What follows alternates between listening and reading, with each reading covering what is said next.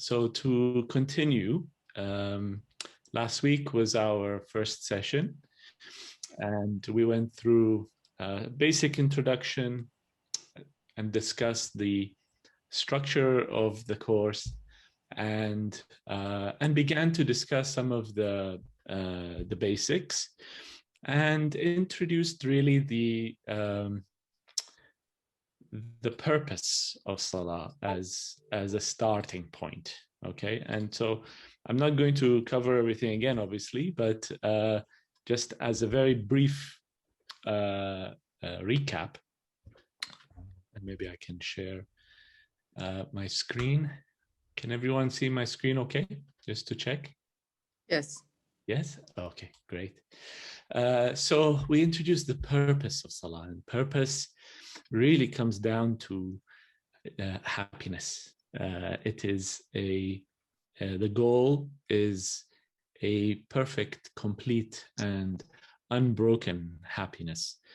And that is to be achieved through a direct connection, a realization of the connection to the infinite.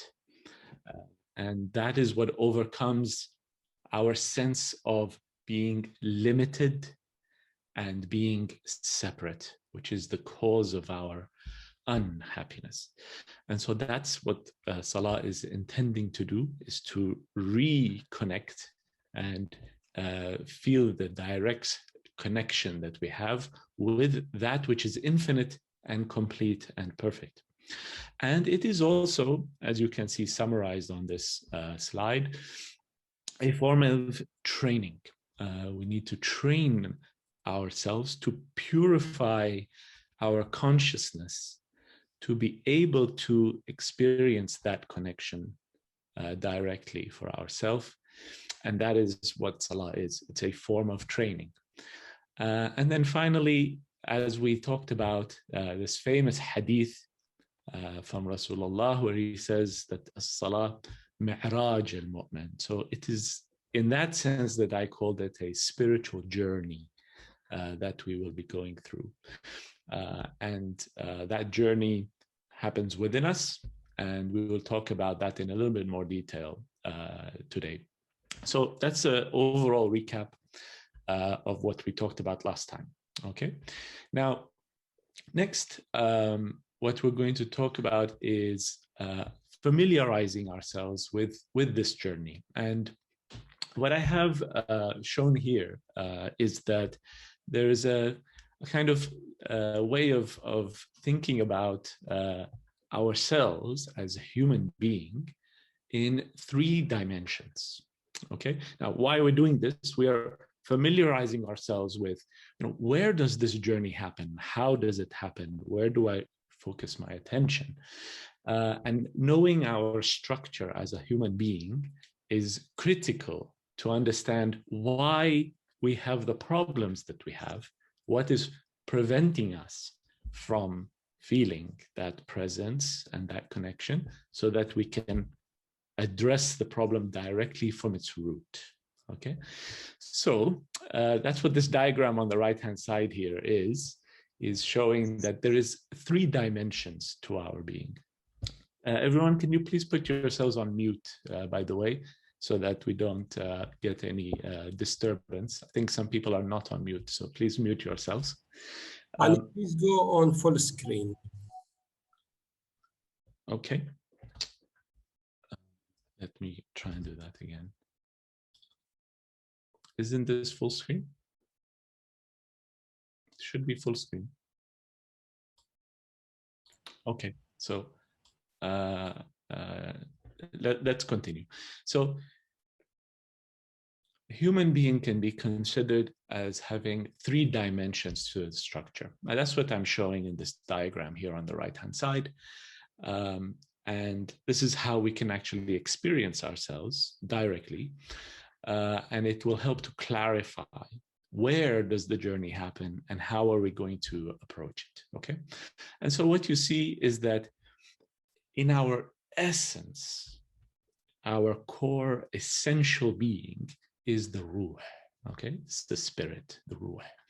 And we'll talk a lot more about the ruh later on. It is absolutely crucial in understanding who we are and how salah is to be done. But we'll talk about that later. So that's the ruh. Then you see that there is what is called the qalb. Okay, and I would say essentially in modern terms, we can think of that as the mind. Okay, obviously qalb, if you translate it, means the heart. Okay, it's the spiritual heart, not this pump, physical pump, but the spiritual heart. And that spiritual heart is essentially everything that you are experiencing in your awareness. Okay, that's what the qalb is. It's essentially your mind. Everything you experience in terms of thoughts, emotions, intuitions, all of those experiences are happening in your mind, in your conscious awareness. And that's essentially what the qalb means. Okay. And the intellect is part of it, and the emotions are part of it, the nafs is part of it. I don't want to go into too much detail. All of that together can be thought of as the mind, which is in the Quran language, al-qalb. Okay. And then there's the body. And usually you find that not a lot of attention is paid to the body when it comes to the spiritual side. But I think that's what you'll find maybe a little bit different in the approach that I'm going to be showing. The body plays a critical role, actually. So the hudur, the presence of Allah, is actually going to be experienced here in the qalb. Okay, that's where the experience will happen. Okay, but we will actually approach it through the body and the spirit. Okay, so we'll see that you need a gateway to get there in order to then reach the heart, purify it, and empty it, because those are the conditions in order to experience that presence. Is that the heart itself must be purified, it must be emptied, and only then have we created the right conditions to experience the presence of Allah. Okay, so that's a little bit of description about our structure, and then this will hopefully help when I explain, the approach that we'll be taking and how it fits together. What I've also included on this slide is a few of my favorite hadiths to talk about al-qalb and give you an idea of how beautiful this experience can be and how profound it is. Okay, I find it quite inspiring personally, because we are told قلب المؤمن عرش الله. I mean, just think about those words. عرش Allah is in your heart. Okay, we're also told قلب المؤمن حرم الله. Okay, حرم Allah, this is the house of God, the sanctuary is in your heart. Okay, فلا تسكن حرم الله غير الله. Don't allow anything else other than Allah to occupy that haram, that place. So just to give you an idea of how profound, how significant you are. That's why you are His beloved and He is your beloved, because that is the significance of what you represent. And then this hadith is absolutely phenomenal. It's a hadith Qudsi where he says, لا يسعني أرضي ولا سمائي ولكن يسعني قلب عبدي المؤمن. So imagine this huge universe that we live in. We know that Allah is infinite. So clearly, He's not going to fit into the universe, no matter how big the universe is. It cannot contain Allah. Allah cannot fit in the universe. A'udhu billah. He's infinite compared to that. And yet he says, قلب عبدي المؤمن is able to hold Allah. He is able to be contained in your heart. It's just amazing to even imagine this. So hopefully that can give you some inspiration about how special you can be, what your potential is. And on that basis, get to work. There's work to be done to clear and cleanse and purify that heart to enable that experience to flow. Okay, so that's just a little bit to familiarize ourselves with the overall structure. Where exactly is this journey going to happen, and the significance of it all. Okay, so with that, what we'll move on to next is just a very quick overview. I told you guys last week that I'll lay out a kind of roadmap of Salah and this journey that we're going to go on. I have a couple of diagrams that I'll point to here. I'm not going to go into them. They're a little bit complex.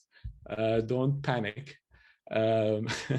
There's a lot of different stages that we'll go through, but we'll do it step by step. Essentially, what you'll see is that the journey involves, a lot of preparation. That's what these points here are. A lot of work that we do before the Salah begins. Then we will go through various stages through Salah itself. And here you'll see I'm using the word tajalli a lot. We will talk about that in a lot of detail. Tajalli is a Qur'ani concept that's there that we use in Irfan to explain different ways in which Allah manifests himself, and you can experience that presence in different ways, and that tajalli will happen in each of the different stages of Salah until we reach the destination, which happens in the sajda, okay, and specifically the second sajda. So the journey to him reaches its culmination in the sajda. After we then lift ourselves from the sajda, that then represents the return leg of the journey. So outbound towards the sajda, and then the inbound journey happens from when we lift our heads out of the sajda. Okay, and we'll go through each of these step by step in detail. I won't go into these in detail now. Just want to give you an idea of just the level of detail that we will be going through each step of the way, and all these different types of tajalli that will become central to understanding the different dimensions of Salah. Okay, so with that, next I'll move to talking about one of the key topics for us, which we'll spend quite a bit of time on, and that is concentration and presence. Okay, so concentration and then hudur. Okay, hudur al-qalb, one of the key stages of preparation before we even begin Salah. Okay, and it's a topic that a lot of people have trouble with, and we're all told about how important it is. Yes, I mean, I think everyone is aware of that, but how to do it? How to do it? So that's what we'll go through for the rest of today's session. We'll usually have 30 minutes for me to talk, and then we'll have a discussion. This week, I might talk a little bit more because there's quite a lot to cover here, but we'll stick to the 1 hour in total, okay? So with that, let me start on this topic of concentration, tarkiz, right? And then presence, hudur. Now, what I found in looking at this subject and researching it for 15 years was that the solutions or the recommendations that you see in all the books, okay, and I read about 6, 7 of them, all of the well-known ones, is the solutions that they offer or the recommendations they make are mostly what I will call thought-based solutions, okay? Thought-based solutions. And what I mean by that is that they say to you, well, okay, your problem is that you have these thoughts that keep coming, right? So as soon as we start Salah, I think all of us probably know the feeling of suddenly, as soon as I stand for Salah, a million thoughts come into my head and they distract me, and I find it very difficult to stay concentrated, and that's the problem. Yeah. So the problem is these thoughts, and in the literature, we refer to these as khawatir. Okay, khawatir. All these khawatir coming from every direction, distracting me, troubling me, and difficult to overcome. So how to deal with them? And most of the teachers, what they teach is that, well, basically you have to replace those khawatir, you have to replace them with new thoughts, okay? Or not new thoughts, but the thoughts that you want to have, right? So think about the meaning of the words that you are saying, right? It's a very common recommendation. Think about what you're saying. Think about how important Salah is. How big this occasion is. Or think about death. A lot of times they tell you, think about it, maut, death, so that you can stay, focused, concentrated.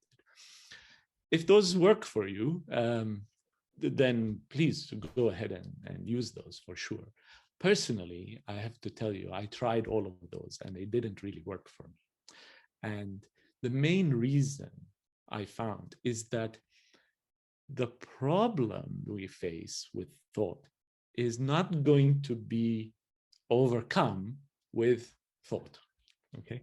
Trying to fix thought with thought, it doesn't really work in practice, okay? And overall, the main problem is actually too much thinking. It's not about trying to fix we want to replace these thoughts with these thoughts. No, the problem is too much thinking, okay? In English, the English have a saying, they say, we're living in our heads, we live in our heads, especially in the modern times. We are so mental in our way of living, because life has become very different. It's not very physical.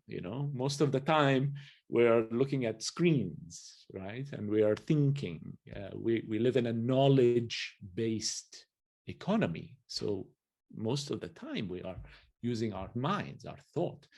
And that what the problem that creates. Now, there's nothing wrong with that, obviously. To get on with life and perform our tasks in life, we need to do that for sure.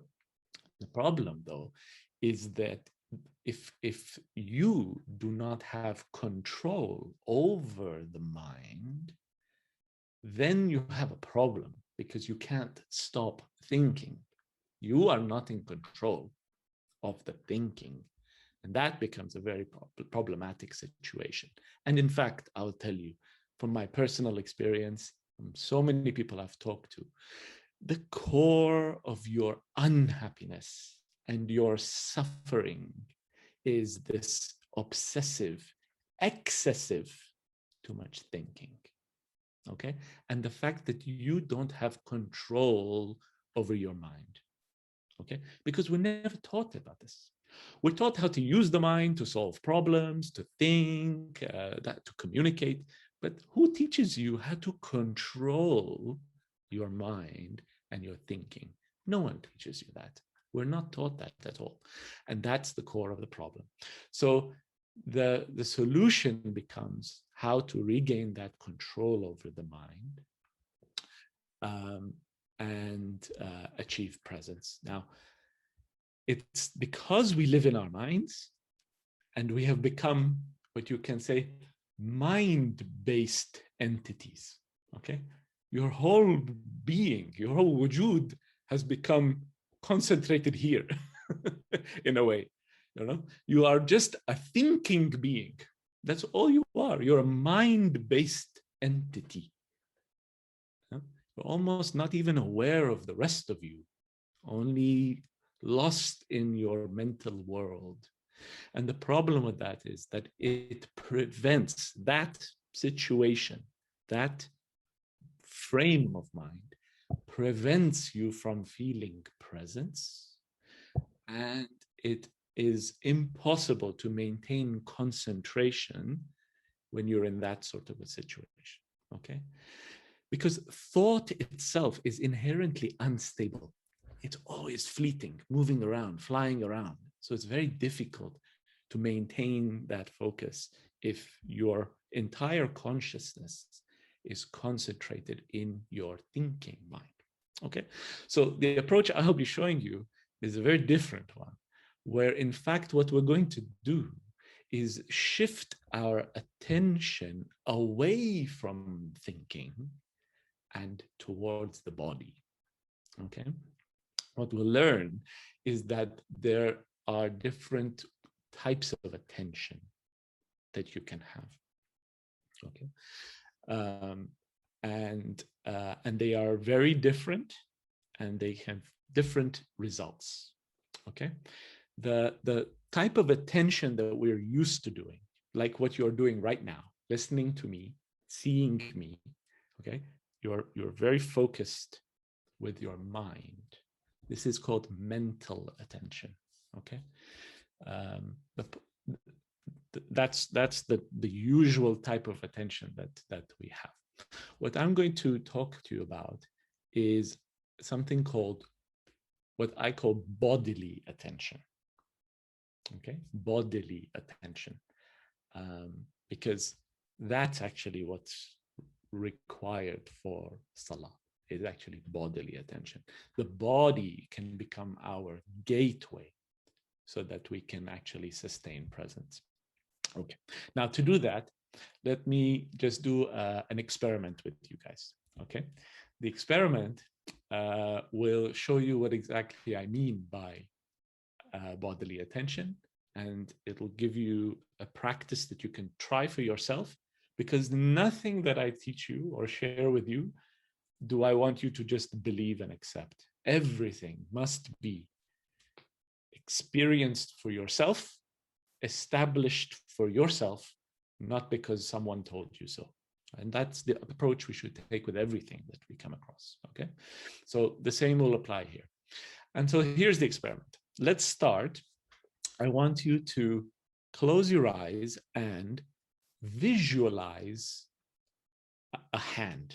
Okay, your hand. All right, just in your mind, I want you just to have a mental image of your hand. Okay, and just hold that image in your mind. Just imagine it, visualize your hand in your mind. Okay, and hold your attention on it. Try to keep the image in your mind. Okay, an image of your hand. And you try to hold that attention, keep it there, keep it in your mind. Okay. Okay, so that is what we mean by mental attention. Now I want you to do something very different.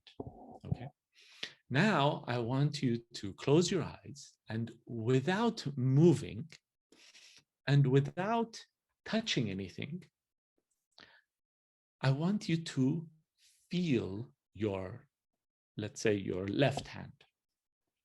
Okay, you can close your eyes again, but this time I don't want you to imagine your hand. Don't visualize your hand. Just feel, just actually feel your hand. Very simple thing. But what I mean is, like, you inhabit your hand. Feel your hand from the inside of your hand. Okay. Another way to think about it is, if you didn't know you have a hand, if you wonder, oh, how do I know I have a hand? Without looking at it, without moving it, how would you know that you still have a hand?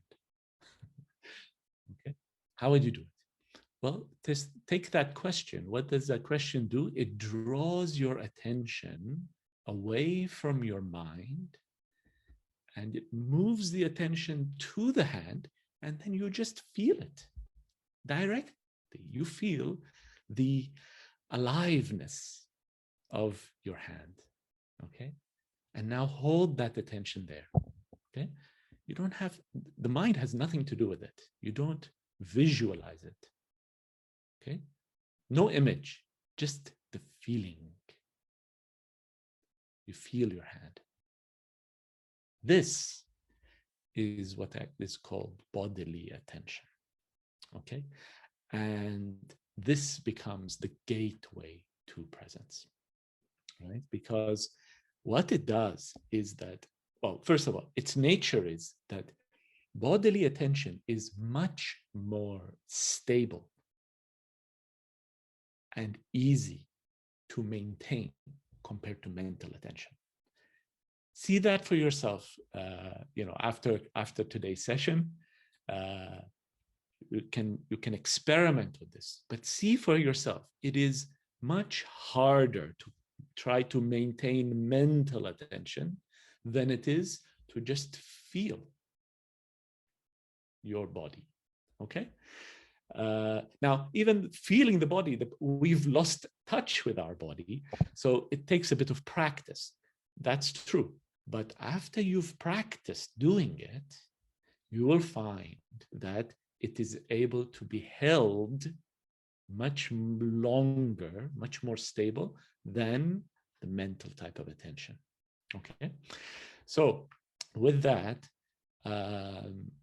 we have the basic idea of the type of attention we have to learn to develop for Salah. Because that's actually the reason why Salah is one of the reasons why it is a physical practice. You see, if it was just to connect with Allah, to speak to Him, to do that, then you wouldn't need to do it physically. You could just sit down and do it. Part of the reason is because it is a physical act. It involves the entire body. And it's because we can use the body as this gateway to feel His presence, okay?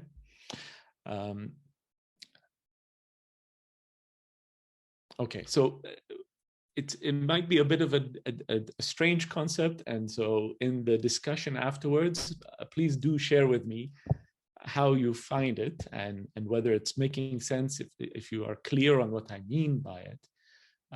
But I hope it's clear. And as I said, it'll be something that we'll practice together to develop it and deepen it. I can't tell you how important this has been for me personally. It has really been, it's something that seems so odd, and so what's the big deal? But it is actually something that can be life-changing. And that's not an overstatement, okay? It will make your Salah more effective, but it's actually a way to achieve this kind of happiness in life that I'm talking about. Because what's happened is that we are so obsessed with our thinking that the thinking is making you miserable. We become very unbalanced. And so by doing this, you will actually make your consciousness more balanced, more distributed, and you will feel your entire being become much more alive. Your body actually comes alive. It comes to life when you go through this and you learn to develop it, okay? So why do we do it this way? And why should we use the body in this way? If you think about it, the body, this body is always in the present, okay? It's always here and now. The body doesn't know the future. The body doesn't know the past. It doesn't move from the present. And that's why it can be a very useful channel through which we, the mind, the consciousness, can become grounded in the present. Because your experience of Allah is also going to happen in the present. He is here and now. That's why you need to now come to the here and now to meet him in the here and now. And because the body is here and now, and it's got a kind of stability to it, that when you shift the attention to the body, it enables you to stop going into the past and the future, which is what the mind does, and what all those thoughts are doing, and bring you into the present. Okay. So with that, let me just describe the practice itself, what you can do yourself to work on this in a little bit more detail. Okay, so we just did the hand right now as a way to just demonstrate the concept. Okay, but the practice that you can actually do, it's a type of meditation, basically, what you can do. Let me describe that in a bit more detail, and then we can discuss. So we talked about how you can shift your attention to one hand. Initially, this can be done with your eyes closed. It will actually make it easier to feel that attention shifting to the body. Okay. After that, we can actually do it with our eyes open as well. But even when you open your eyes, you keep part of your attention. So part of your attention, when you open your eyes, part of your attention will shift to what you are seeing, what you're hearing, what you're perceiving. But you keep part of your attention still on the body, on the hand, for example. Okay? It's something you have to learn to do. What normally happens is that when we open our eyes and we look, what happens is our entire attention goes outwards and is completely absorbed in what we're looking at. We get completely drawn into what we are seeing, and we're almost not even aware of our body. Just think about it. If you're listening and hearing me and seeing me right now, okay, maybe now is different because we're talking about it, but normally, if you're seeing me and hearing me, you're almost not even aware of your body, right? You're just completely focused on what is being said, what you are seeing, and your attention is completely there, mental. So what we learn to do is, yes, I open my eyes, but I learn to be able to actually keep part of my attention still grounded in my body. Okay, so you can practice that. Just start with that one hand again, just this hand. Okay, first start by your eyes closed and just shift the attention to the hand. Again, no visualizing, only feeling, only feeling. Okay, and now open your eyes. And obviously, the moment you open your eyes, you can see, but see if you can keep part of your attention still feeling your hand. Yes, still feeling your hand. So that's one of the techniques that you practice. Eyes open, eyes closed. Okay. The other thing you do is, why only one hand? How about your other hand? Shift the attention to the other hand and practice doing that, moving from one hand to another hand. You're just shifting your attention from one hand to the other hand. Okay, that's something else you can do. Then experience both hands at the same time. Okay, with your eyes closed, you feel both hands at the same time. Just feeling it. There's an aliveness there. and you feel it directly yourself without using your mind, without using anything else. Okay. And then soon what you're able to do is actually have your entire body with your attention on your entire body all together. You're just aware of your whole body, that it's all here, and you're able to hold that attention, whether with your eyes closed, you can feel your entire body, or with your eyes open. With the eyes open, it's a little harder. It takes a bit more practice, but it can be done. And so you learn to do those, okay? So that's the practice itself. And it does need practice because, like I said, we've now gotten so used to living in our heads that we're not in touch with our bodies. And so we'll not find it like an easy thing to do all the time. It's something you can actually develop like a muscle, okay? An ability to feel that and to hold the attention on the body. And when you can do it, what you will experience is that immediately, as soon as you shift your attention to the body, what happens is that the thought process slows down. Okay, the thought process slows down. The mind automatically becomes quiet. The reason is that there's not enough consciousness focused on your head where the thoughts are happening, right? There's not enough consciousness focused in your head to form thoughts. Okay.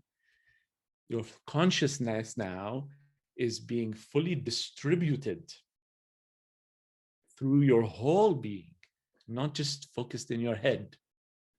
And because of that, it means that the mind, the thinking, has less energy. There's less focus on it.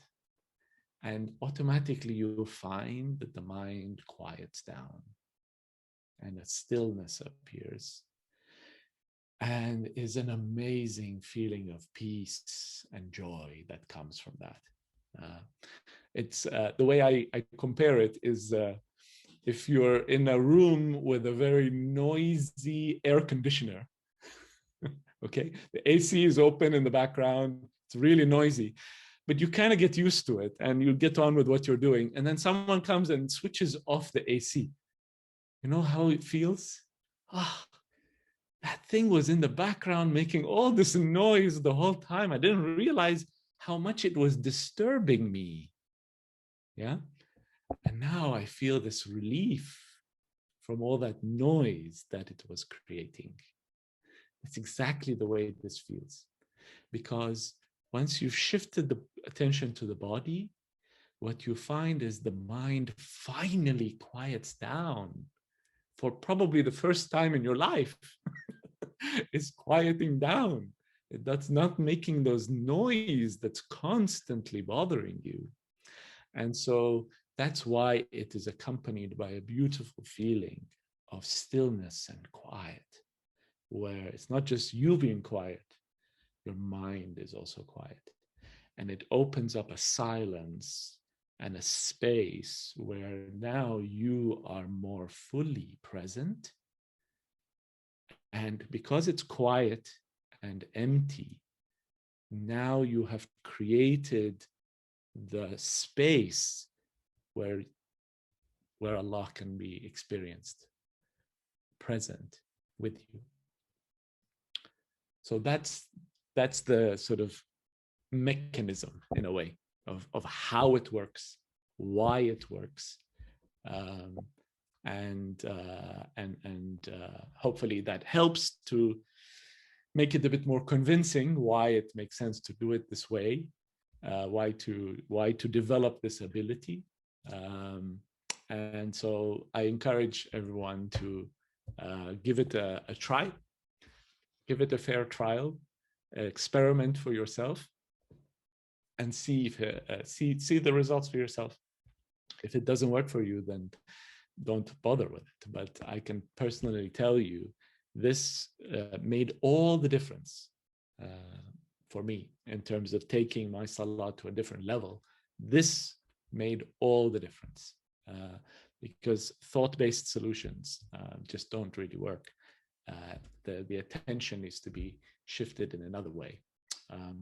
And my final comment on this is that this is not just something that will make your salah more effective.